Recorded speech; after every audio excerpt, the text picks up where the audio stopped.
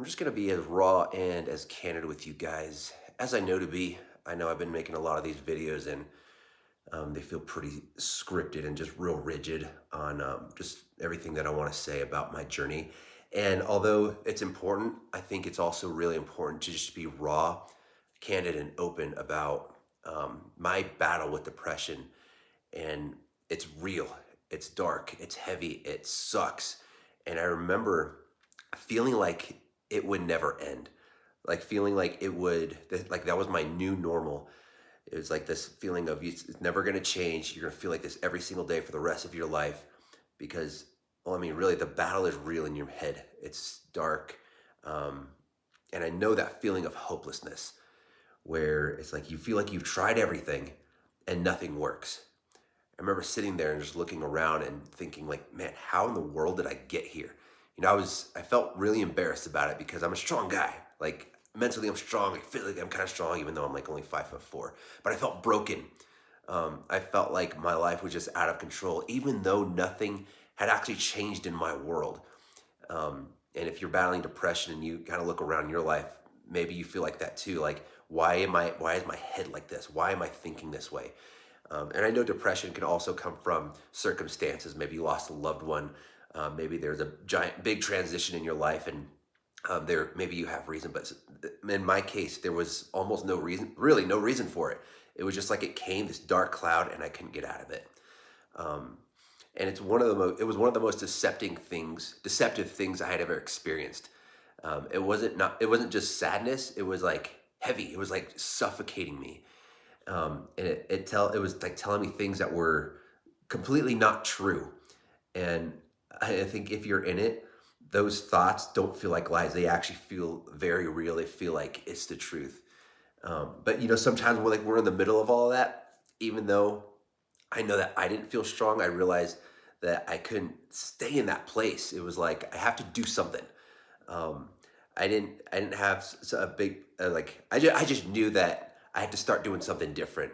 And honestly, it was one of those things where like I have to do something now, which I ended up in in a in a mental clinic for a 72-hour hold because I had become so suicidal to the point like I had made plans to take my life. I had actually made actions to do it, and they call it an aborted suicide attempt. So I didn't actually harm myself in any way, but I did make plans to do something to myself, and because of that, I mean, I drove myself to this clinic thinking like they would help me, they'd give me meds, and then they'd just send me on my happy way. And that wasn't the case. Like I went in, I told them my story, I told them where I was, I told them what I tried to do, and they said, "We can't let you go.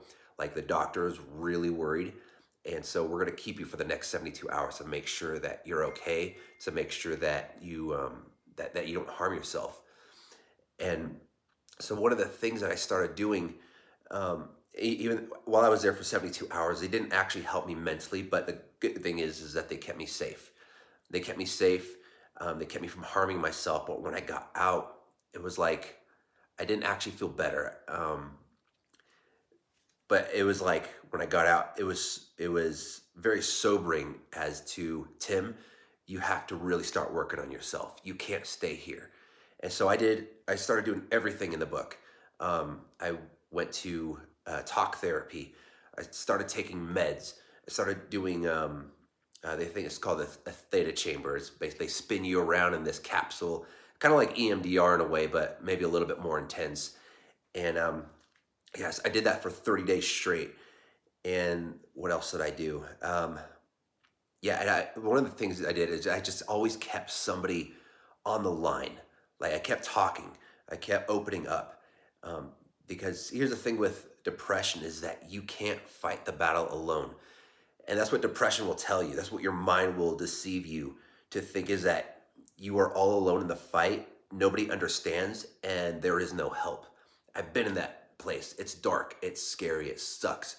But I want to tell you that there is hope. Um, I started doing this thing every single morning. Um, I started getting out of bed right away. Like that's the temptation, especially when you're depressed. You feel like you're exhausted. You don't have that energy to get out, and it's like you just want to stay in bed all day because your body is just in panic mode. And so what I started getting out of bed right away, started being active, and even as I would be out of bed, I would start crying just because it was so heavy all the time. And kids would wake up, wife would wake up, everybody would be up in the living room, like about to get ready for school, get ready for work, and I would just sit there in tears. And my wife would be like you need to go in the room, go get on your knees, go pray. And so I do that every single day, and I started writing on my whiteboard in our room just scripture from top to bottom about things about the mind, things about that we're supposed to think about like how God is our strength. And I didn't have a strategy back then. All I knew was that I needed to call out to God, and I needed to work on myself on a practical level. And so that's what I started doing. And one of the things I ended up creating, and I'd had no plans um, for this back then. It was just something that I kind of did is taking my thoughts captive. And it's a PDF. I can put it in the link. If you type in the link, send, I'll go ahead and send you the link, and you'll have access to it. It's free.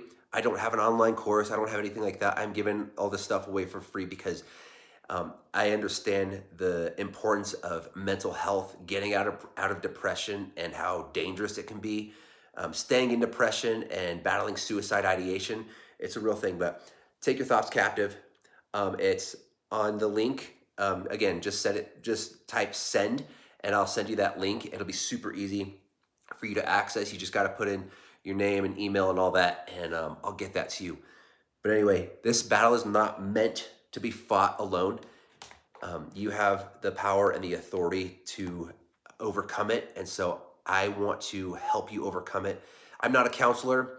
I've just been through the ringer. And so because I can't counsel you, all I can do is sit with you and share the strategy on how to win this war that's raging in your mind. So go ahead and do that. Type in the link again, send, I'll send it over. And then, yeah, we'll go from there. And I'll see you in the next video. See you later, friend. Peace.